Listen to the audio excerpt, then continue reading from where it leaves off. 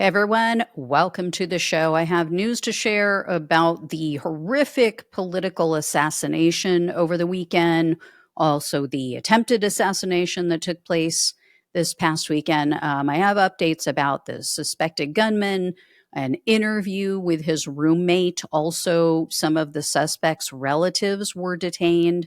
So here's what's been reported so far. The suspect is 57-year-old Minnesota resident and pastor. His name is Vance Boelter. And for anyone who missed this story, Boelter is accused of shooting and killing Democratic State Representative Melissa Hortman. Also, he killed her husband, and he's accused of shooting and critically injuring another Democratic representative, a state senator in Minnesota, John Hoffman. He also shot Hoffman's wife. And so they were both rushed into surgery. Luckily, by the grace of God or whoever it is you believe in, they have survived so far.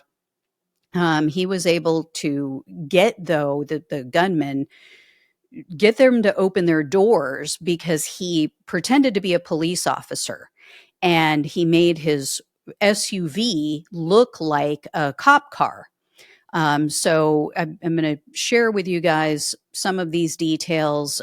Some of the images of the suspect were taken off of their Ring doorbell videos. So as you can see, he is wearing a creepy mask of some sort. It looks like he's bald, but that's the mask. So the police arrived while he was at Hortman's house, and Boelter got into a shootout with the officers, and then he fled. As of last night, though, he was arrested. They found him. They charged him with multiple crimes. So here's what a local news station reported about his apprehension. Minnesota police say shooting suspect Vance Luther Boelter was armed when he was taken into custody overnight with no use of force. The suspect crawled to law enforcement teams and was placed under arrest at that point in time. Brooklyn Park's police chief said a breakthrough came yesterday in the search after police found the suspect's abandoned car in rural Sibley County. Multiple law enforcement agencies descended on the area and built a perimeter until they were able to locate the suspect with the assistance of a helicopter and infrared technology. Okay, so as you guys saw, he hid out kind of out in the woods, I guess, and they were able to catch him. They found his car earlier in the day. They found his car abandoned, short ways from his home. But MAGA is trying to say that this Boelter guy is a Democrat. So just because Tim Walz, the governor of Minnesota, he had appointed this Boelter guy to a position within his state government. To me, all that proves is that Democrats are just too willing to give these psycho MAGA supporters the benefit of the doubt. They're just too nice.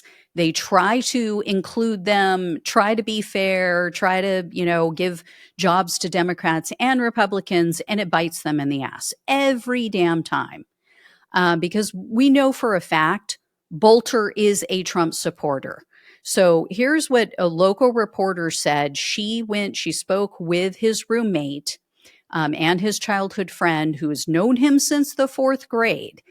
So this is what he told her. We even asked about Mr. Boelter's political affiliations, and David Carlson, once again his roommate and best friend, known him since fourth grade, did say Boelter voted for Trump and that he was a strong supporter. So, there you go. He was a strong Trump supporter. This guy is not a Democrat in any way, shape, or form. And the police found a target list in Boelter's vehicle. They said it contained up to, if not more than 70 people that he was planning to go and shoot. They were all Democrats. They were Democrats, like lawmakers, officials. They were also community and business leaders. They were abortion providers. So yeah, not in any way, shape, or form could this guy be a Democrat.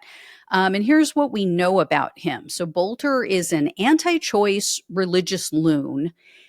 In his eyes, abortion is murder, but, murder isn't murder, I guess. So if it's a baby, it counts, but when you're killing an adult, that doesn't count. When you're killing their spouse, that doesn't count. These people never make sense. And we know he is a religious nut because, Lordy, there are tapes. We found that out over the weekend. So as I play these videos, pay attention to the audience, pay attention to their faces. They're like, what the hell is up with this crazy man? No sin. Et il n'y a aucun péché that God can't take care of. Dieu ne peut pas enlever. Nothing. Il n'y a rien. There's people, especially in America. Il y a des gens, particulièrement aux États-Unis. They don't know what sex they are. They don't know how their sexual orientation. They're confused. Ils ne savent pas ce qu'ils sont exactement. Ils ont une confusion. The enemy has gotten so far into their mind and their soul. I mean, unbelievable, right? The enemy has gotten into their mind, meaning our minds, Democrats' minds, and anybody who is transgender. Really? I mean, the enemy is not in your mind, that you're out murdering people, literally, simply because you disagree with their views, with their political persuasion, what they choose to do in their lives behind closed doors that doesn't bother you whatsoever, what they choose to do with or to their own bodies, grown-ass adults. But this guy is out preaching about how, the enemy has gotten into our side's minds, into Democrats' minds. The hypocrisy is just off the charts with these people. I have another video for you too. I'm going to show you. And I'm just as excited about Jesus. Et je suis juste excité Right de here, Jésus. right now. Jusqu'à présent, même maintenant. And when I get excited, Et quand je suis excité, I want to dance. je veux danser. And what Jesus did for me. Ce que Jésus a fait pour moi. Jesus is God. Jésus est Almighty Dieu. God. C'est le Dieu He puissant. saved my life. Il a sauvé ma vie. Woo! I'm excited about God. Je suis excité de Dieu. And I want to worship Him. Et c'est pourquoi je l'adore. Because He's coming again. And He's Jésus, il excited. revient encore. And He's got plans. He's Il got a plans de plans and purposes et le dessein for each one of you pour chacun de vous ici. and for me. Et pour moi aussi. So yeah, I mean, what else do you need to say, right? If all we had ever seen was that video, we'd go, yeah, right-wing, complete nutter, complete lunatic, like unhinged. We wouldn't even have to know all this other stuff that we now know. The most unsurprising part of this story is that Boelter, according to his roommate, this guy named David Carlson, he was experiencing financial and mental health issues prior to these shootings. Despite having worked for the state government, I guess in recent years, because he was appointed, I believe it was in 2022, by Governor Walz. Boelter was apparently doing a number of odd jobs, including working at a funeral home, which, I mean, if you're already having mental health problems, probably not the best place to go to work. It's a funeral home.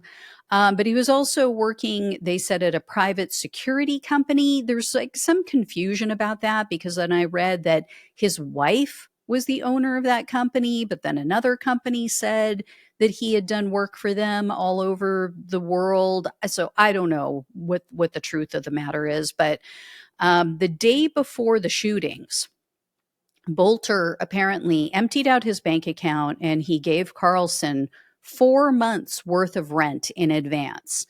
Should have been a clue to his friend, but I guess not. And then Saturday morning, Carlson received, which is the roommate and his lifelong friend, he got a disturbing text from Boelter. And I'm going to play the video for you because Carlson spoke with the media. He read the text to a local news reporter. So I love you guys. I made some choices, and you guys don't know anything about this, but I'm going to be gone for a while.